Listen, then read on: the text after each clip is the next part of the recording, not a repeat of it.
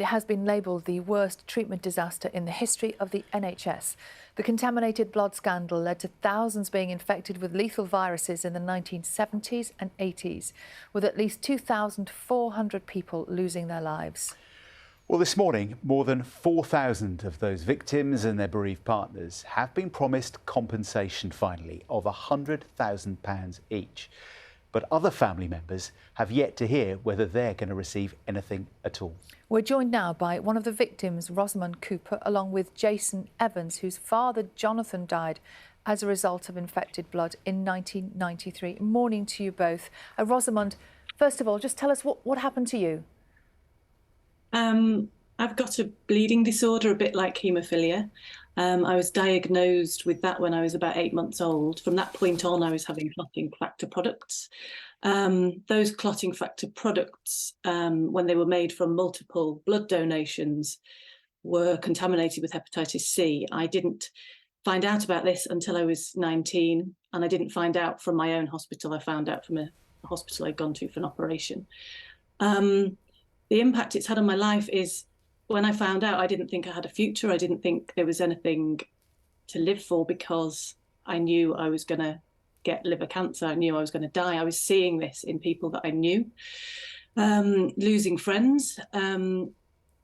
However, I'm still here, and I've spent the last 28 years campaigning for justice and trying to stay well, but I've had an awful lot of impact. I was an IT manager. I had to take medical retirement from work. I've been unable to work for a long time. The treatment that I took for the hepatitis C has rendered me infertile. So my husband and I couldn't have a family. He and I had difficulties because of all of this affecting me and affecting him. We're no longer together. It's had a huge impact. It's impacted everything. So, Rosamond, your reaction to this payment, this interim payment of compensation, which you are now eligible for? I have hugely mixed emotions, to be honest, because I feel like it's a vindication of all the work that we've done over the years. And I'm sad for all of those friends and campaigners that I've lost that had got us to this point. I'm sad for those like Jason Evans, who's coming on next, whose pain has not yet been recognised. But I also feel like it's a vindication of the work of the inquiry, and the fact that this is an interim compensation payment suggests to me that liability has been accepted by the government. Jason, should we turn to you? Your father, Jonathan, died, didn't he, having been infected with blood back in the 70s, 80s. But as the child of a victim in this scandal, you don't get any compensation. What do you make of that discrepancy at the moment? Well, it's unfortunately more common than uncommon. I mean, just yesterday, we received data by way of a Freedom of Information request from the existing support scheme. And that data showed that in total, there were just over 1,240 people infected with HIV through these infected blood products. We know that as of September last year, 229 of those people were still alive. So the majority have died. And we know that there are 228 bereaved partners as of yesterday registered with this existing scheme. So that gives you 457 victims, families, out of an original 1,240 plus that get this payment. So that's 37% of victims and families will receive this interim payment. 63% will not.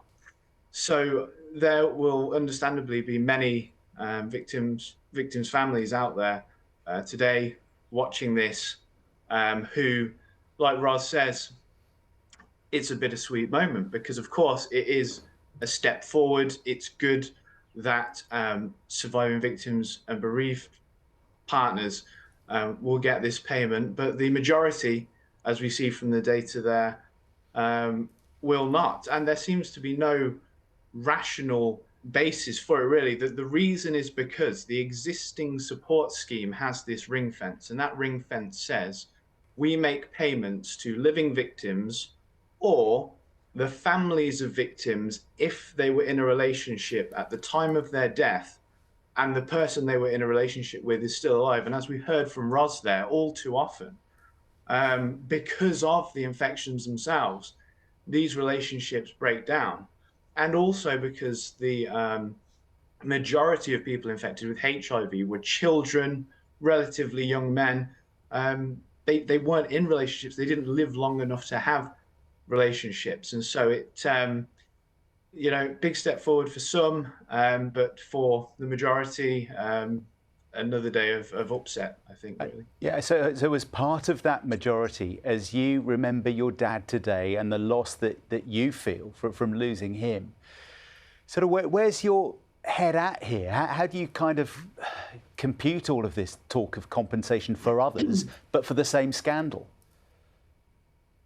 Yeah, I mean, I think that is where, the upset comes from. It's less about the money, I guess, and it's more about the recognition that, whether it's someone's, child or their father or their whatever, it's about at least someone in each family, receiving recognition that their loved one was a victim. And, as we see for the majority of people today, from a HIV background at least, that's not going to happen. I think the most important thing is that the government are held to account on that, because I saw the press release that they put out last night, and it in parts reads very much like they're trying to convince the media and the public that these payments are going to all victims and families, when we know mostly that's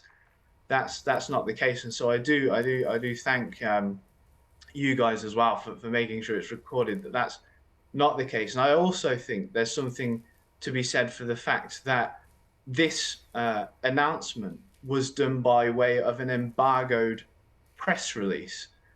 Why aren't victims and families finding out about these things first? This is the way it's gone. You didn't hear till we heard.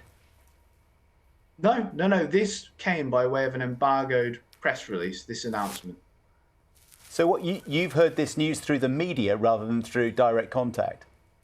Absolutely. And that is the case for all the victims and families finding out this news today. And it's been done the whole way along the line. It was done back in 2019, exactly the same strategy when there was a change to the support schemes, an embargoed press release.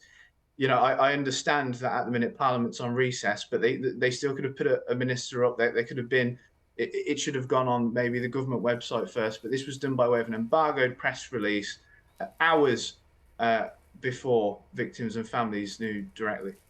Rosamond, I don't know if you heard, we had Kit Malthouse talking on the programme about 7:30 this morning, talking about this interim payment and suggesting that there is more to come. Next year there will be more decisions.